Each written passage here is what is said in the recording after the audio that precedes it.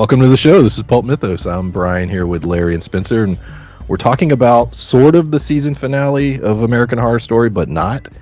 Since this is double feature, there will be another 4 episodes that'll be a different story. We think it might tie in. We don't know yet. We'll know next week, but we're going to talk about it. This is episode 6 of season 10, and a very well done sort of. One of you texted me a couple days ago. You're like, "Hey, the episode's only 37 minutes." Mm-hmm. And I was like, that can't be. I was like, there's no way.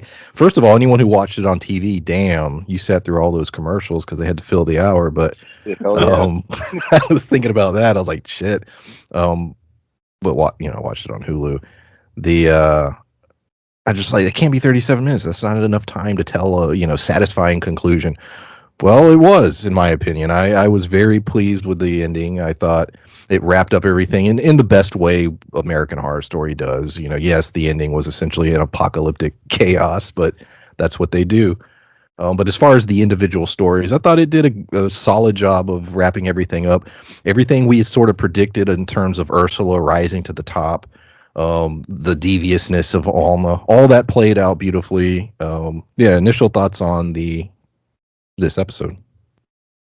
Well, the last episode, I didn't fall in love with Ursula, but I love her character. This episode would just magnify that by 100, and her journey the last 2 episodes were amazing. Like you said, Alma, these last couple episodes, her transformation from kind of this innocent kid to basically running the show.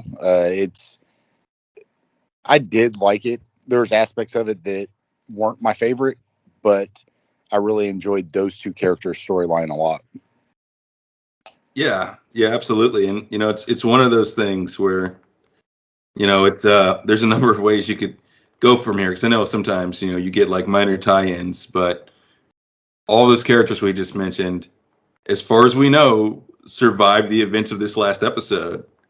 It's so you could see them show up again, including the baby, Eli. Yeah. So you get a follow-up thing with Eli even. They already did. Book of Eli. It was like a prequel. Yeah, you see that?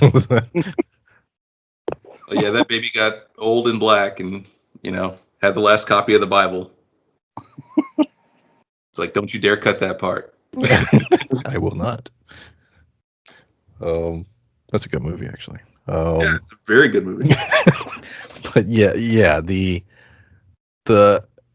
going to the Alma storyline, there's also, it's throughout the entire episode, throughout the whole 37 minutes, they kept taking little breaks to sort of critique or talk about Hollywood and celebrity and the entertainment business as a whole. And we're jumping around, and as I said up front, full spoilers, but when Alma finally gets to audition, she has a conversation with this guy who's also in line to get the job. Basically, he tells her, look, she's like, I'm a product. She's like, I'm the best. And he's like, it doesn't matter. He's like, you're right. But because you're so young, you are a distraction. They're not going to give you the job because, yes, you'll make the papers and you'll be on TV for a couple weeks. But after that, you'll be sort of a pain in the ass to everyone else. And so basically saying, even though you are the best, it doesn't really matter at this moment in time. She, of course, kills him to, I guess, get the job. But I thought that was an interesting. He also gives her the idea that, hey, everyone at the top are all prodigies. And once you get into that pool, he's like, yeah, we're all great. There was a lot of interesting little things. Anything else you guys got out of that scene? Well, what you just said, that everybody at the top is the best at what they do. To me, you look at professional athletes. There's always videos of professional athletes going against one-on-one on these guys. There's Brian's, Scalabrine, I think that's his last name. But he did this, it was 5-6 years ago. He did this challenge on YouTube where everybody's like, oh, I could be him. So he was playing Division I basketball players, all these things. And he was a bench player in the NBA, and he destroyed all of them. And because he's a professional athlete, he was able to make it at the top. So even her being able to make it at the top all those other people were able to get there too. So they're all really good too. So even if she is the best, her competition is also some of the best. So them mentioning that she would be a distraction. I thought the cool part was when he said you would basically have to be in every solo, and everything that didn't feature that would fail. So then you basically get pigeonholed in. You make it to where nobody can not have you. So they're not going to want you because they want to not have their hands tied by having to feature you every time. So it's one of those like very real feeling kind of things, because you look at movies, how, they cast people and they're trying to look for certain people, or, people who get typecasted as the same kind of character for forever. Look at Dwight. Shit. Like he's a decent actor and I've seen him in other stuff, but he's never really got past being Dwight.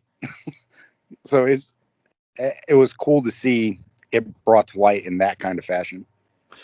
Yeah, absolutely. And I didn't think about it till Dude was saying it. It's the fact that that's one of those professions, and and this is a common thing sometimes where you're not supposed to stand out. You're supposed to blend.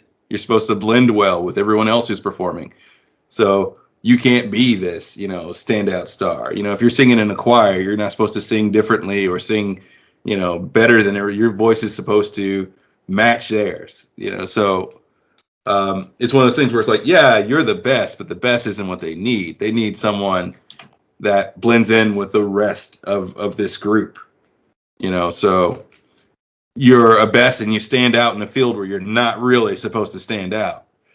Yeah, they're, like you said, they're supposed to complement each other, not like put her on a pedestal. Right. Yeah, and I love that, the way that he dropped the pleasantries when she did. That it shows that he's been there, he's been in that industry for that long, that he's like, yeah, okay, I've seen 1,000 of you. Here's why you're not getting this job.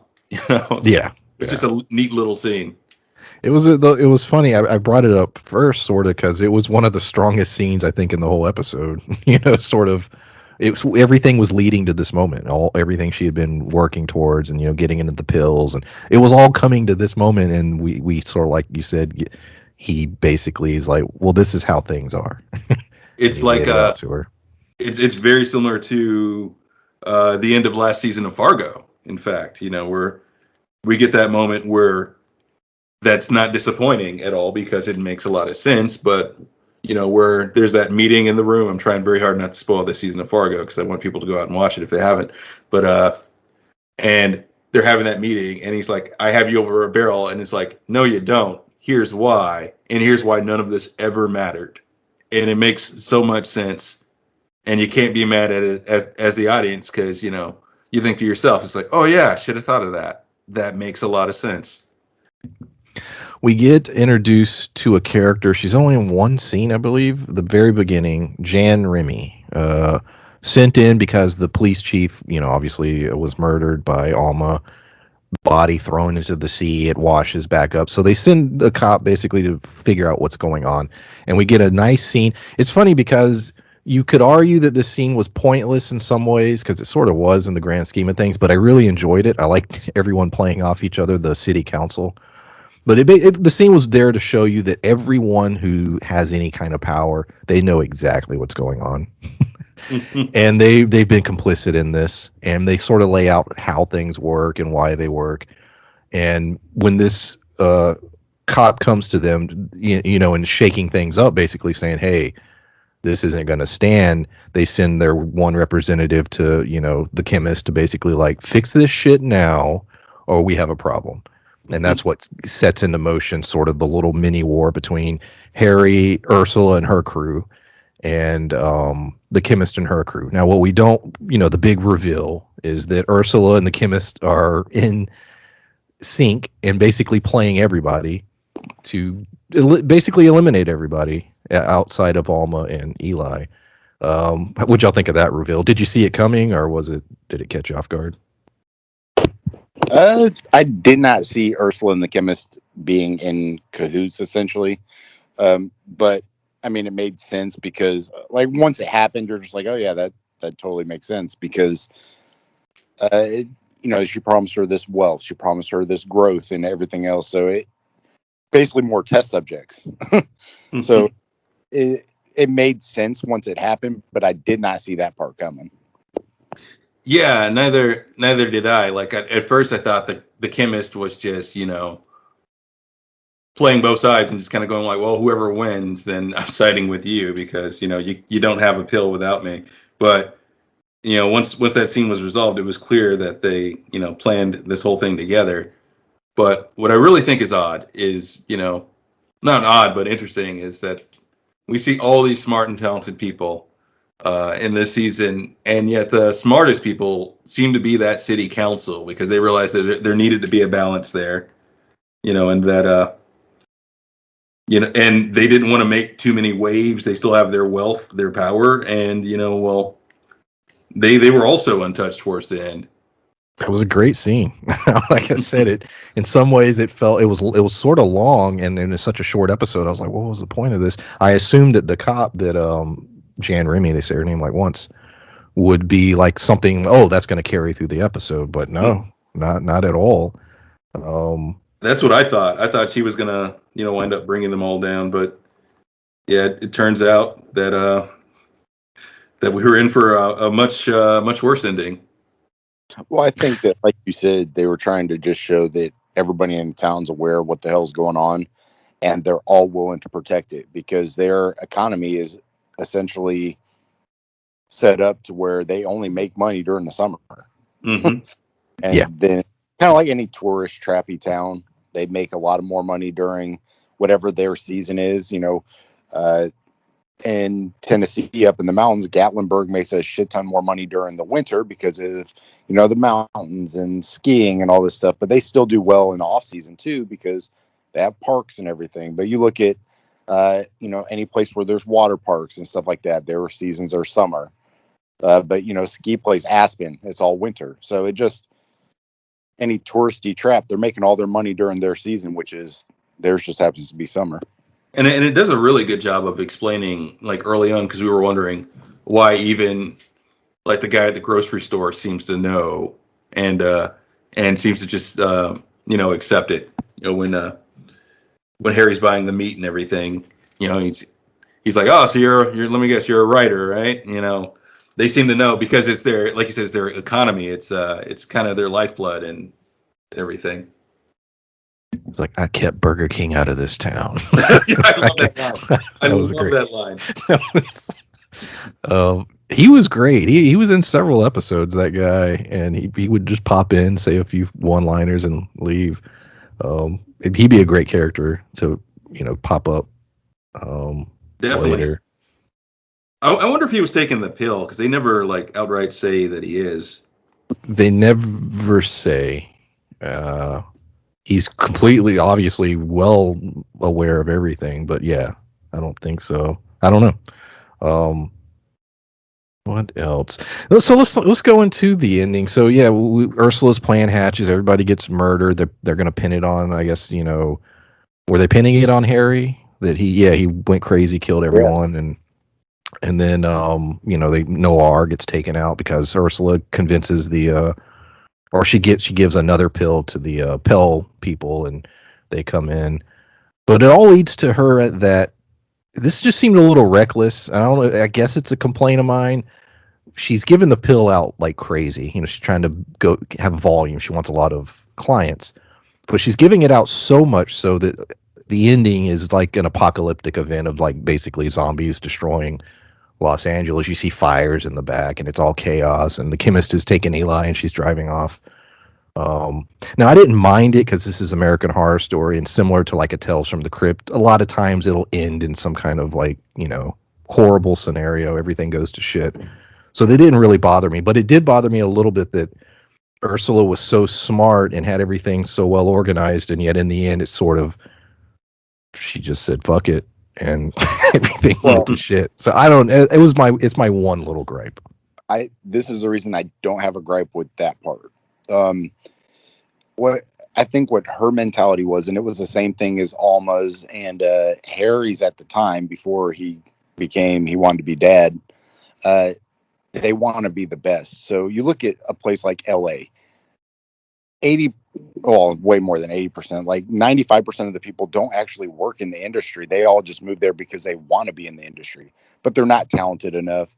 So to me, this is basically just like cannon fodder. You're getting rid of all the people who don't matter because, they both said that. Alma, that's her biggest thing. She's just like, I don't give a shit about all these people. Like, she didn't care about people who were untalented. And it came to the point where Ursula felt the same way. She's just about not only just making money, but about, putting the best of the best out there. And I think this was her way of getting rid of all the subpar, substandard people, and just kind of thinning the herd. Well, yeah. I just think what Brian was trying to say was that, like, and that makes sense if she just wanted to cleanse the whole town, but it seemed like at first like she wanted her own private agency, and if you hire anyone who's working under Ursula, then you're hiring the best. Otherwise, you're getting these shit guys. But the way she went about it literally destroyed the town, and it brings a lot of eyes her direction.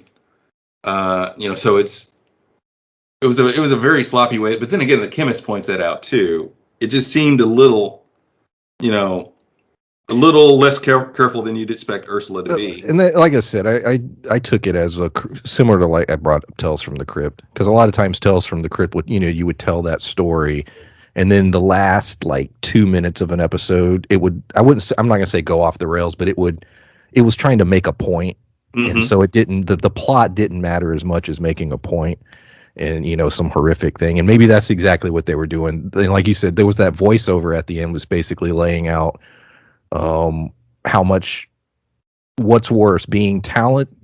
It gives the whole speech about the chase for success but not really being talented, or not willing to work for it but just dreaming about the celebrity aspect. And I think they were trying to say something in the end.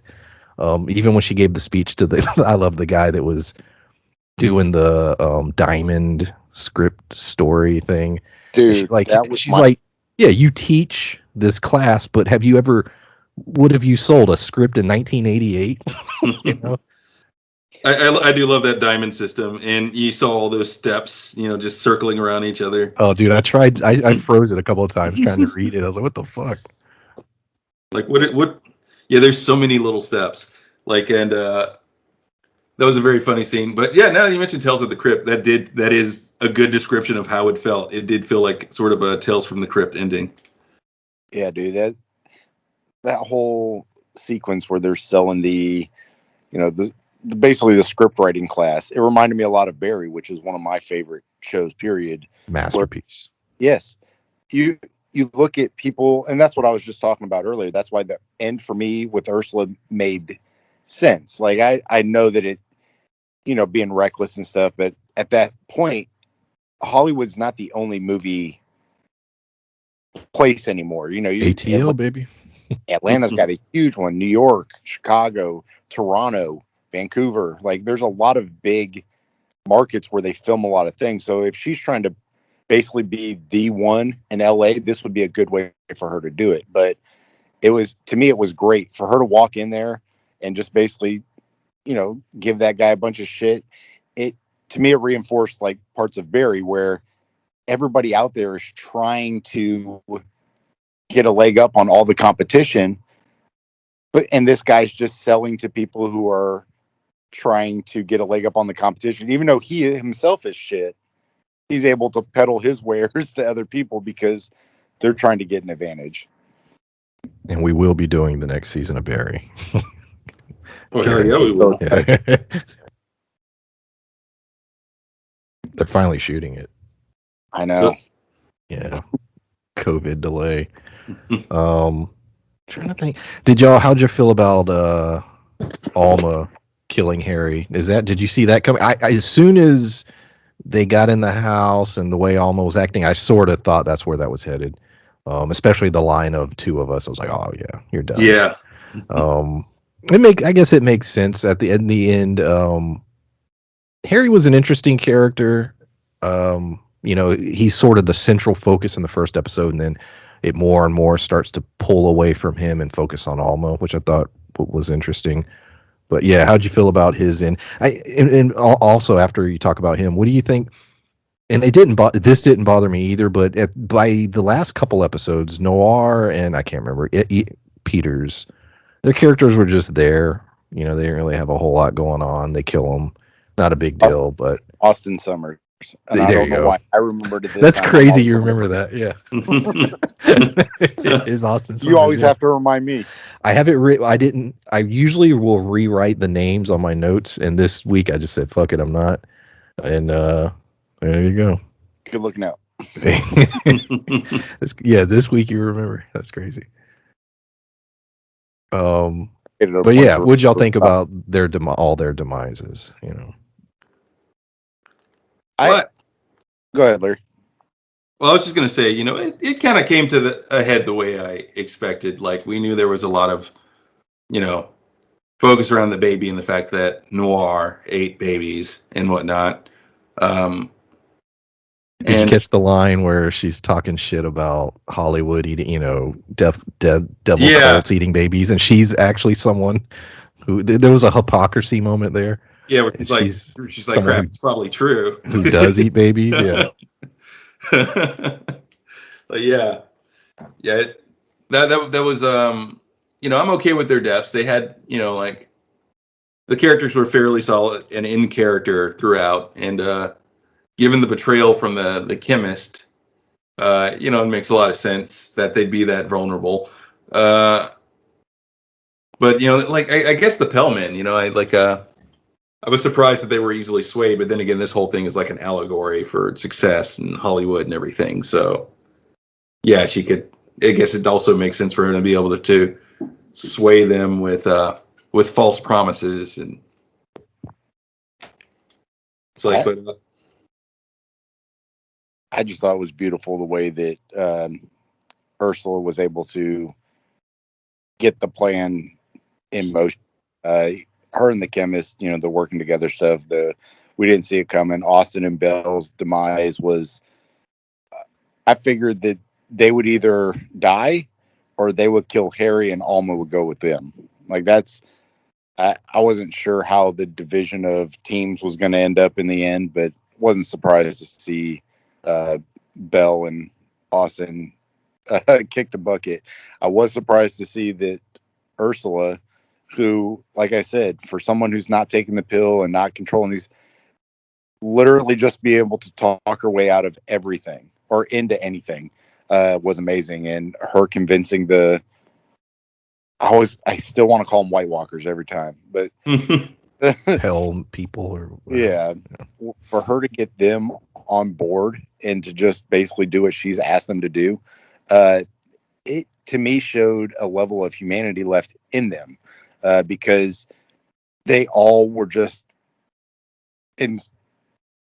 aspiring to be famous or good or great at something, and none of them were good enough. And she basically promised them, hey, look, I can still make you great. So that's still ultimately what they want.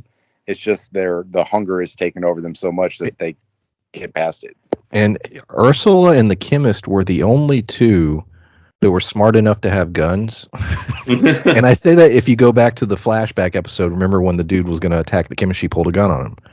And then we're in this situation where the Pell people are coming through. First of all, they're going to attack Harry. What if Harry had overpowered them? Like, what if Harry could fight? He did kill one of those things earlier, but they pull knives on him.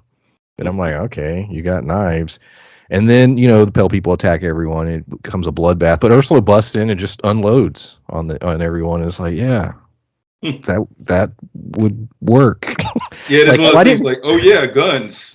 Like, because I was thinking when they were all like hatching their plan, and Harry's like, I gotta face them. You can't come. I'm like, well, if you just go with a gun, I think you got this. Like, that popped in my head several times, but I did find it funny. Yeah, the two smartest women in the room, they had guns. It felt very Tarantino-ish the way it was shot, like her, like I loved, yeah. Open. Oh yeah, I love that whole sequence. I also thought it was pretty telling how quick Alma was to turn on Ursula when she's like, "Yeah, I'm not going with you." Before she explained her plan and everything, I'm surprised there wasn't another double cross after that scene. Just seeing how disposable Alma clearly thinks everyone is. Yeah, she has a set goal, and if you get in the way of that goal, that is it. Forget completely. I Oh, go ahead. was gonna say the only part of that scene that disappointed me was when she picked up the bag. It was peanuts, and for whatever reason, when I first saw him starting to eat, I thought it was Skittles. So when I saw her pick up the bag and it was peanuts and not Skittles, I was a little bit disappointed. You And wanted her I don't know why. Like, her I don't know killing why spree that. to end with her eating Skittles. Yeah, that would have been funny. Like, to see a bag of peanuts seems not uppity, but like almost pretentious. Like, I'm gonna eat a bag of, like, I'm gonna eat this healthy snack. It would have just been very kid-like.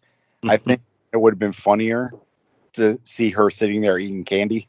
So, I don't know. It didn't bother me, but I was just like, oh, I felt like that was a missed opportunity. But yeah, I it's interesting. We've got the next 4 episodes. I'm thinking of the little like technical things. Are they going to change the opening credits, or are they, are for just for 4 episodes? I think they might. Um, I don't know. It's going to be interesting going into these last 4, and will it tie to the first 6, or will it be completely different? We don't know yet. Any thoughts on that, or is there anything you caught that maybe connect? She did bring up the military again, that the chemist did, so that still could tie into the aliens and the development of the pills. We don't know, but any other thoughts Well, now on that that? now that you mentioned that, that's one thing that made me think. Okay, maybe we were wrong. Well, technically still right, and what we're going into isn't going to be a prequel. It's going to be a sequel because she was talking about developing a new thing, and so maybe she'll go back to her old work, and we'll see an older Eli and her later. After this event. Oh shit! Do like a jump ahead. Uh huh. That'd be cool. Because they did mention she was just like, well, time to find an art. Like the very end, it was something like we need to find a new city and start over. So it feels like maybe it's like Larry just said, it's her working whatever her next pill is, and maybe it turns the pale people into alien looking people instead, and that gives the whole You like might be on. Yeah, I can see that that. would give like a whole alien like backstory kind of thing. Like what we really see aren't really aliens; it's people taking these pills or whatever. Like, yeah, it could be something like that. It could be her going back to as a way to sort of wipe the slate and you know and to get away with what happened in LA. It could be her going back into government work, and them saying like, all right, yeah, just turn in your research, we'll give you your old job back. Of course you can't do this crap again, but you work for us. And then whatever incident happens in Death Valley, it's called Death Valley, right? I believe so. Yeah. Yeah, whatever happens in Death Valley, they call her in, for biological research, and she's there. Yeah. I think so. I just it would be surprised. First of all, we only get 4 episodes, so they don't have a whole lot of time to tell a big story, and it would just, I don't know. It'd be weird if they didn't connect. They might not, but we have 1 week and we'll know. Yeah, Well, yeah, leaving the chemist in there, you already established a main character's backstory, as opposed to trying to Exactly. establish a yeah. backstory. 4 episodes, you basically already knocked it out if you keep her in it. Yeah, because the theme is double feature. It's crazy they're running out of themes. Like to base a whole season on the idea of a double feature. It's like, ooh. Mm-hmm. And they just re-signed for 2 or 3 seasons, I think. So 3. yeah, so they're gonna have to come. I don't know what have they done. They're gonna have to. They're gonna be like, to hell with it. This guy's just Freddy Krueger now. They were just dream nightmare season. Yeah, Nightmare honestly, World. that I'm trying to think. No, that's something they could do. Matter of fact, I would almost wager that will be one of the 3 seasons, because they are definitely running out. But yeah, anything else? I've exhausted my notes. I had one little thing just because I looked it up on IMDb real quick. We were talking about a different show earlier and how IMDb seems to rate things pretty well. This whole season was like 8.4, 8.5, 8.7, 8.6, 9.1 was last episode. Guess what this one was? 9. It's 9. low, by the way. Oh, is it? Oh, Wow. yeah. I haven't read any reviews, so I don't know what the consensus is. I have no idea. What? 4.8. Damn, so people hated it. Damn. Yeah. Okay, well, that's if anybody's still listening and you are of that opinion, you hated it. Let us know why, because I haven't read any reviews. I'm curious because I liked it. I thought it was fine. What is it that bothered you about it? Yeah, let me know. Well, the only thing that bothered me was the 37-minute mark. I felt like they tried to wrap up a couple things too quickly.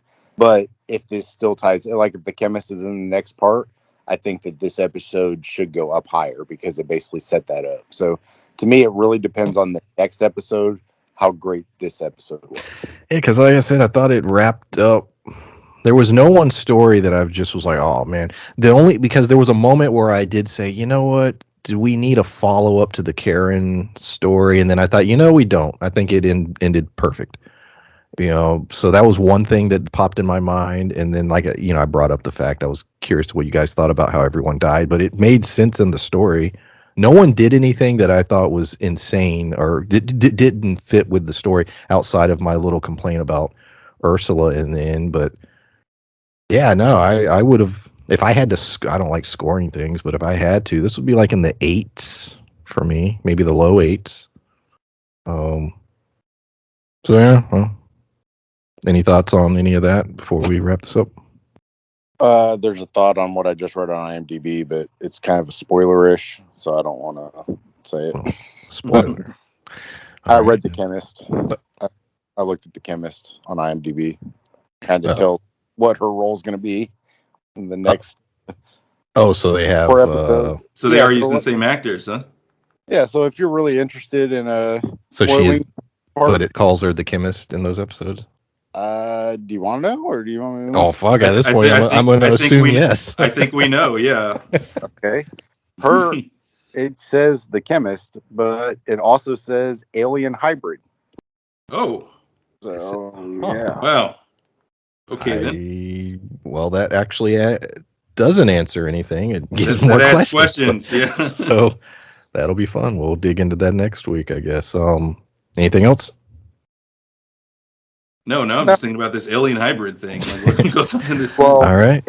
All the same actors. Because I'm just looking at. Well, they that's they usually recycle. They'll recycle actors for roles, but yeah, I just want to know. Check their names. Are there any actors that? Nope. Because she's not the same. In the first episode, she's not the chemist. Okay, so it might be Marilyn Monroe's in it. The one who played the mom.